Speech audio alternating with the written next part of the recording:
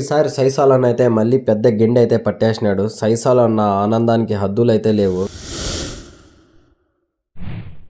హాగా this is సాలత్రి అంటే ఈరోజు మేమైతే సొరకాలపేట చెరువు దగ్గరికి అయితే వచ్చేసాం. ఈ చెరువుగాడికి రావడానికి మ్యాటర్ ఏమంటే చాలా రోజులు అయింది గాలాలతో చేపలు పట్టి. ఈ రోజు గాలాలతో చేపలు పట్టాలని ఇక్కడికైతే వచ్చేసినాం. ముందుగా నేనైతే ఇంటి నుంచి తెచ్చుకున్న అన్నం అయితే నీళ్ళలోకి అయితే వేస్తున్నా. చేపలు వస్తాయి అవి తినేదానికి. ఈ విధంగా అన్నం వేస్తే మేము వేసే గాలాలకి చేపలు అయితే తొందరగా పడతాయి. అందువల్ల అయితే అన్నం అయితే ఈ విధంగా అయితే చల్లుతున్నాం. ఇప్పుడు మేమైతే గాలాలు అవన్నీ సిద్ధం చేసుకుని అయితే నీళ్ళలోకి అయితే విసిరేస్తాం.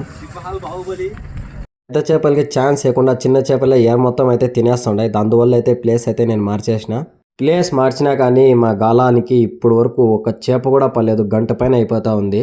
అయినా ఓపిక్గా ఎరలన్నీ తినేస్తున్న చేపలకి రిపీటెడ్గా గాలం ఇసురుతూనే ఉన్నాం ఏదో ఒకటి పడుతుందని. ఫైనల్గా మా వేటకైతే స్టార్టింగ్ అయితే అయింది. ఒక జిలేబీ అయితే పడింది. దాని తర్వాత సిద్ధికొండ కూడా కొరవేన్ అయితే లాగేసినాడు గాలంతో. కొరవేన్ అయితే గాలం అయితే చాలా లోపలికి అయితే మింగేసింది.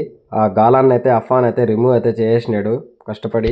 ఇక్కడ మీరు చూసుకోవచ్చు మా గాలం దగ్గరికి ఎన్ని చేపలు అయితే వచ్చేసినావు. ఒకరి తర్వాత అయితే ఒకటైతే పోటీ అయితే పడుతున్నాయి గుంపు గుంపుగా వచ్చి చేపలు. గుంపులో ఒక చేప అయితే గాలం అయితే లాగింది. నేను కూడా గాలం అయితే పైకి లాగిన, ఒకటి కూడా రాలేదు. దాని తర్వాత మేముందే స్పాట్ కి సైసాలంలో వచ్చి ఫస్ట్ స్టార్టింగ్ లోనే పెద్ద గిండె అయితే పట్టేసినారు. దాని తర్వాత మాకు కూడా ఒకటి తర్వాత అయితే ఒకటైతే జులేబీలే పడుతున్నాయి అన్ని. ఒకటి కూడా గిండె అయితే పడలేదు. అన్నోళ్ళకైతే ఫస్ట్ స్టార్టింగ్ లోనే పెద్ద గిండె అయితే పడింది. అయితే ఒకటి కొరవేను మళ్ళీ అన్ని జులేబీలే అయితే పడుతున్నాయి. నాకైతే గాలం అయితే గుచ్చుకునేసింది. ఎంతో లోపలికైతే దిగలేదు. నా టైం బాగుంది.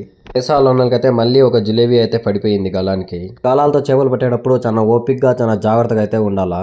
మనం గాలం విసిరేటప్పుడు మన వెనకాల మన పక్కన ఎవరు లేకుండా చూసుకోవాలి. ఎందుకంటే వాళ్ళకి గాలం గుచ్చుకునేస్తే మళ్ళీ చాలా తలకాయ నొప్పి. పొరపాటున మనిషి చర్మంలో గాలం దిగింది అనుకుంటే నొప్పి భరించలేని నొప్పి, సెప్టిక్ కూడా అయిపోయే ఛాన్సెస్ అయితే ఉంటాయి.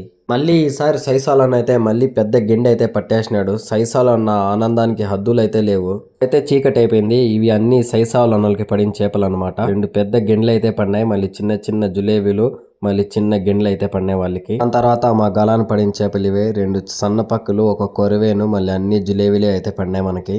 కూరకు సరిపోయినంత చేపలు అయితే పడినాయి. సరే ఈ రోజుకి ఇంతే మరి. మా వీడియో మీకు నచ్చినట్లయితే like and share and subscribe. సరికొత్త వీడియోతో మళ్ళీ టేక్ కేర్, బాయ్.